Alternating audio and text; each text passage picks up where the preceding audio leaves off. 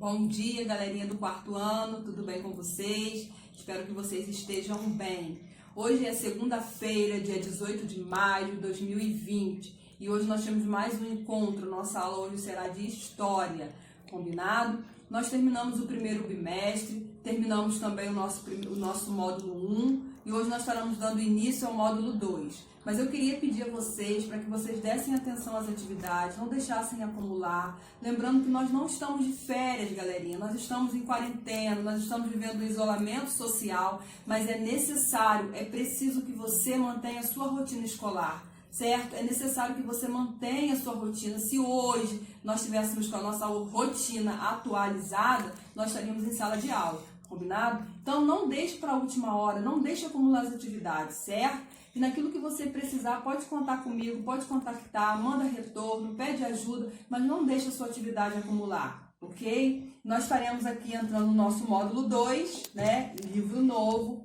Eu acredito que vocês estão com o livro em casa, porque assim foi orientado. Todas as vezes que no início do ano nós orientamos os alunos, né, a ficar com o livro, na medida que nós fôssemos precisar, nós solicitaríamos, certo? Então, eu tenho quase certeza que você está com o seu módulo em casa, o módulo 2. Nós vamos iniciar com o capítulo 3, o Brasil Rural. A imagem que está abrindo o nosso capítulo, né? Se você observar, é uma imagem bonita, né? E a primeira coisa que nós vamos analisar nessa imagem são que existem 3 pessoas, certo? Né? Que aparecem na imagem. E nós costumamos chamar de que mesmo essas pessoas? Qual o nome que nós damos a essas pessoas? Agricultores ou lavradores, certo? E o que elas estão fazendo? Elas estão colhendo maçãs, ok? E se elas estão colhendo maçãs, elas estão em que tipo de plantação? O que você acha? Qual é o tipo de plantação que elas estão? Macieiras, ok? Podemos identificar esse espaço como um espaço rural. Por quê? Porque ele apresenta algumas características. A primeira característica são as plantações, depois as construções, estão distantes uma da outra, certo? Então isso nos traz a ideia de um espaço rural, ok? Então no espaço rural, as terras são utilizadas para cultivo agrícola, para a criação de animais e também como local de moradia e de sustento de muitas pessoas. O espaço rural no Brasil passou por várias transformações ao longo dos anos, que alteraram constantemente as suas paisagens, ok? Então, quando nós observamos, né, que existe esse espaço bonito, né, essas pessoas, os agricultores fazendo a colheita, né, fazendo a manutenção, cuidando, certo? E aí na página 239 tem 3 perguntas. Descreva a cena retratada na fotografia. Né? O que você, quando você observa essa fotografia, essa imagem, qual é a cena que você entende? Né? O que você observa? Ok? Qual é a cena? O que você entendeu com essa fotografia? Né? As pessoas da fotografia, elas estão trabalhando na colheita de maçã. Ok? Em uma plantação no espaço rural. Questão B. Qual atividade econômica está sendo realizada? Que tipo de atividade econômica é essa que está sendo realizada? É a atividade agricultura econômica, ok? É a atividade econômica agricultura, certo? Letra C. Comente a importância dessa atividade para as pessoas que vivem na comunidade, ok? Então, essa atividade, ela possibilita o sustento das famílias que vivem nesse espaço, uma vez que os produtos agrícolas podem ser vendidos, servido como uma fonte de renda para essas comunidades e, além disso, os alimentos cultivados servem também para consumo próprio. Ou seja, além de trabalhar, receber pelo alimento, elas também podem consumir esse alimento, ok? Vamos agora, na página 240, né, a vida rural no Brasil. Vamos observar a imagem. Né, certo? No fundo da imagem, ela apresenta os elementos que compõem a zona urbana, construções, prédios, e na frente, elementos que compõem a zona rural, ou seja, uma parte retrata a zona urbana e outra parte ela retrata a zona rural, ok? Então, os municípios brasileiros, eles são formados em grande parte por espaços rurais e espaços urbanos. Os espaços urbanos possuem uma aglomeração de pessoas e moradias, e além de prédios e outras construções. Já os espaços rurais são caracterizados pelas plantações, pelas criações de animais e moradias mais afastadas uma das outras. Certo? Então, as atividades da vida rural sempre tiveram grande importância para a história do Brasil, sendo essenciais para a economia do nosso país. E, além disso, muitas das tradições brasileiras se desenvolveram no meio rural. Observe as fotografias a seguir. No 241, existem 3 imagens, né? 3 fotografias. A primeira, né, quando nós vamos ao supermercado comprar feijão, milho, arroz, soja, frutas, verduras, muitas pessoas acham que simplesmente, né, está ali, mas alguém trabalhou para nos fornecer, ok? Então, a primeira imagem, ela retrata isso. A produção agropecuária é responsável por gerar grande parte da riqueza de nosso país, garantindo o sustento de milhares de famílias. E, além disso, essa produção é responsável pelo fornecimento dos alimentos que consumimos diariamente, ok?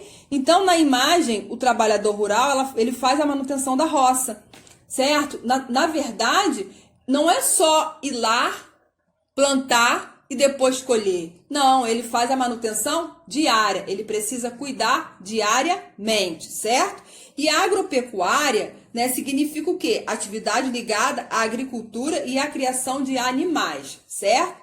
E a segunda imagem, né, ela retrata na culinária rural brasileira. Estão presentes diversos pratos e iguarias tradicionais. Entre eles estão o pé de moleque e a pamonha, comuns em diversos estados brasileiros. Ok? Então, a pamonha, ela é feita do milho. E de onde vem o milho? O pé de moleque, ele é feito do amendoim. E de onde vem o amendoim? Ok?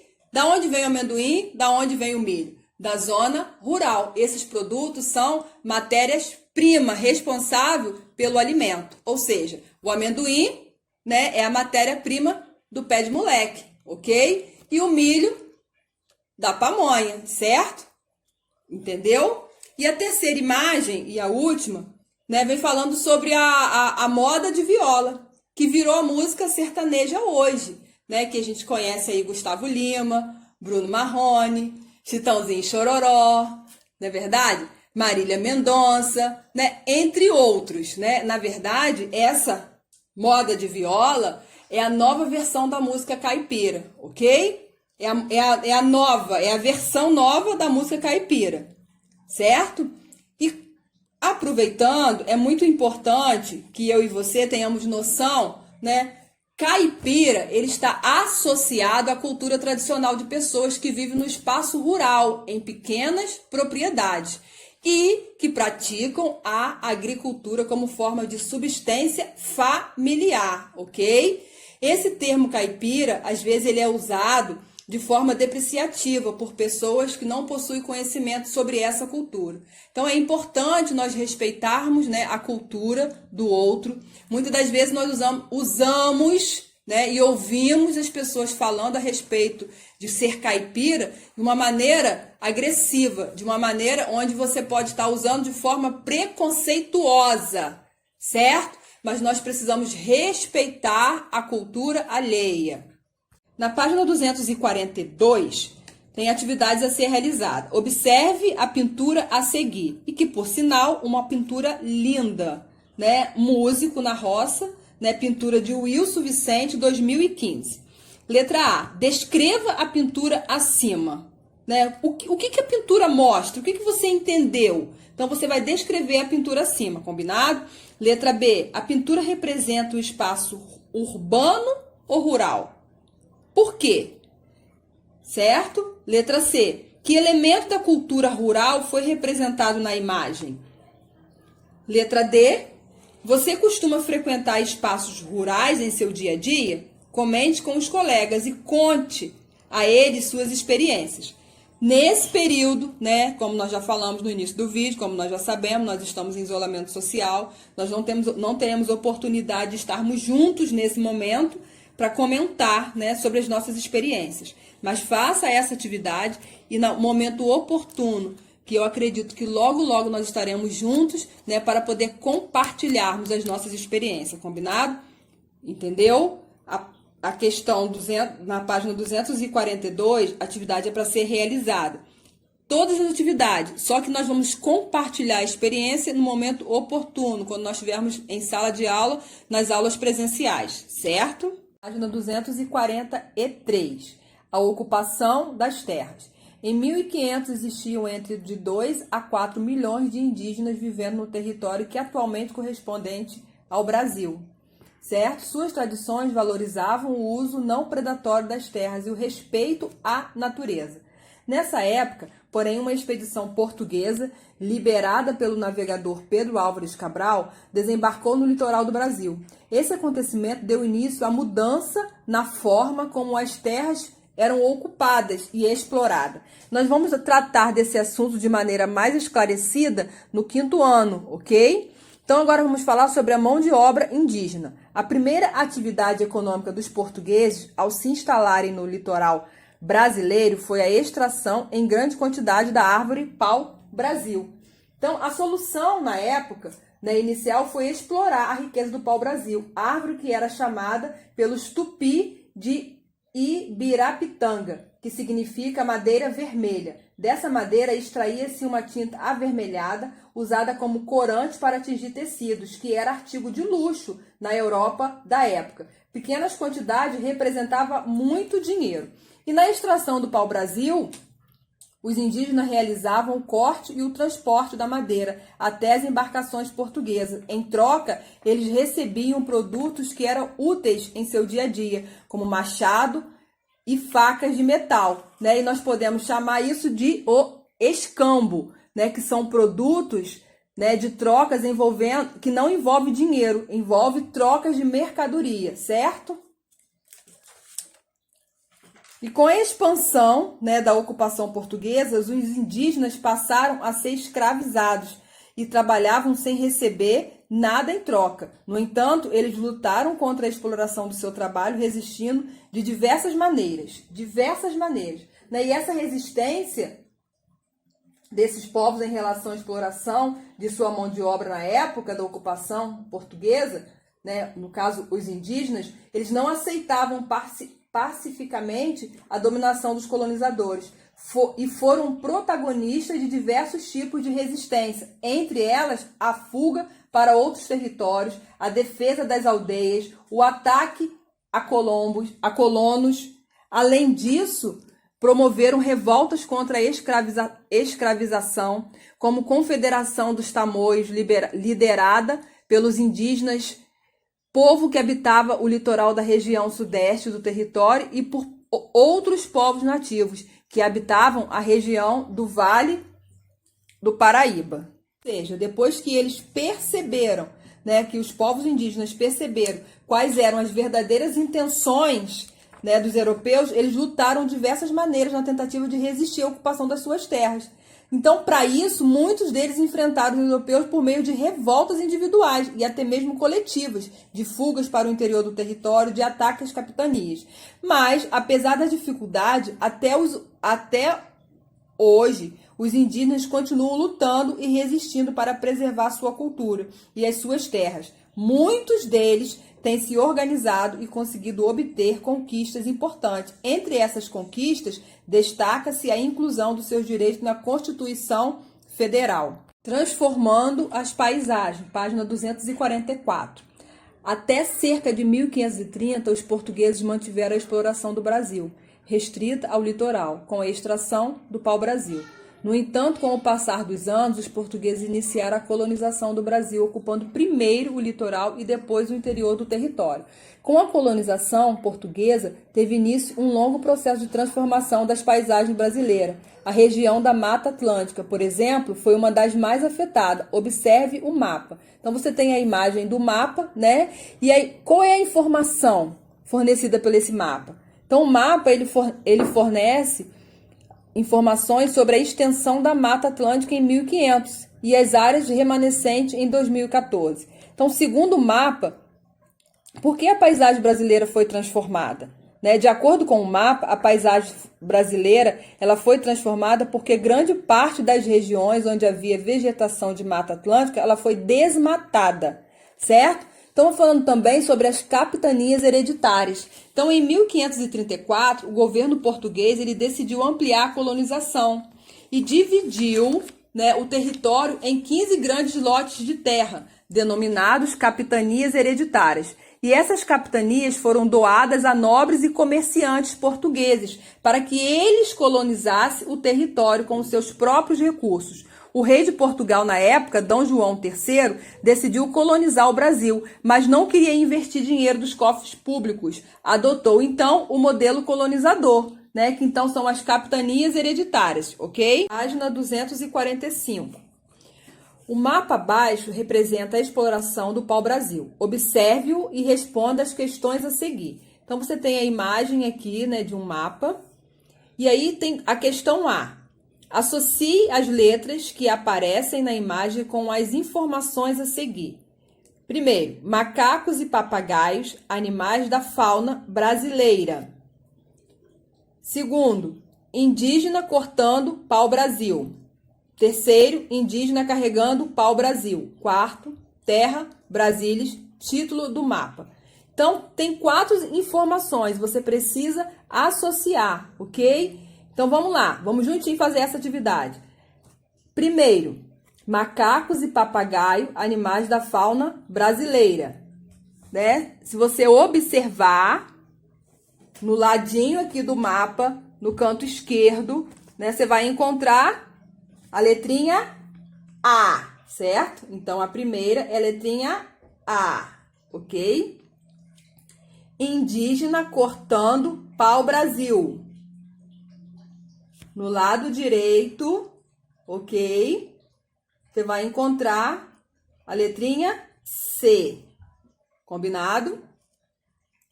A outra, indígena carregando pau-brasil. Tá bem no meio do mapa. Você vai encontrar a letrinha B. A última, terra, Brasília, título do mapa. Tá bem no finalzinho aqui, né? Mais pro cantinho esquerdo, né? Você vai encontrar a letrinha D, ok? Questão B. Reflita e converse com os colegas sobre as consequências da atividade representada na imagem. Então, essa imagem, ela apresenta algumas consequências. Então, você por favor, reflita, né, e responda essa questão. Certo? Mais uma vez, mais uma questão que nós não podemos, nesse momento, tratar com os amigos, conversar com os colegas, né? Porque nós estamos distantes um dos outros. Mas é importante que você perceba que essa atividade ela iniciou um longo processo de desmatamento na Mata Atlântica e de transformação das nossas paisagens, ok? Página 246, as terras indígenas. Quando os portugueses ocuparam as terras do território brasileiro, elas já eram habitadas por povos indígenas. Por isso, atualmente, parte do território brasileiro pertence por direito a esses povos. Porém, mesmo com esse direito garantido por lei, várias dessas terras ainda não foram legalmente reconhecidas. Então, vamos observar isso no mapa que mostra essa situação de algumas terras indígenas em nosso país. Ou seja, né, as terras que ainda estão em fase de estudo, elas estão representadas pela cor roxa, certo? E as áreas que estão em processo de demarcação, elas estão representadas pela cor laranja. Então, apesar de haver áreas de reservas indígenas próximos e dentro de cidades, como em São Paulo, por exemplo, a maioria das reservas está localizadas em áreas rurais. O mesmo ocorre com as reservas quilombolas, que serão abordadas mais à frente no próximo capítulo.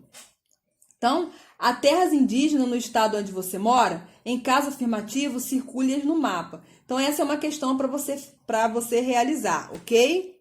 Página 247. Indígenas lutando por suas terras. você já parou para pensar por que é importante reconhecer as terras dos indígenas? Ter seu espaço reconhecido permite aos indígenas manter seu modo de vida tradicional e preservar a sua cultura. Os indígenas têm organizado diversas formas de luta e mobilização para que seus direitos sejam respeitados. Então veja a seguir, existe essa imagem, né, aí na página 247, né? E existe uma questão também no finalzinho. Qual a importância das lutas dos indígenas pela demarcação de suas terras? Então, a luta dos indígenas pela demarcação de suas terras busca legitimar o direito desses povos a uma parte do território brasileiro, uma vez que eles já habitavam a região muito antes dos portugueses a ocuparem, ok? E na página 248, né, tem uma atividade a ser realizada. Leia o relato de um indígena, Pataxó, sobre a importância da demarcação de terras. Depois responda as questões, certo? Questão A. De acordo com o relato, por que a demarcação de terras indígenas é importante? Questão B. De que forma os povos indígenas têm se mobilizado para lutar pela demarcação de terras? Questão C. Em sua opinião, a demarcação de terras indígenas é importante? Por quê? Converse com os seus colegas. Nesse caso, converse com o seu familiar. Então, galerinha, essa foi a nossa aula de hoje. Fique com Deus, se cuidem, tá bom? Todo momento que for preciso, lavem as mãos, cuida da sua família, se cuida. Beijo, fique com Deus.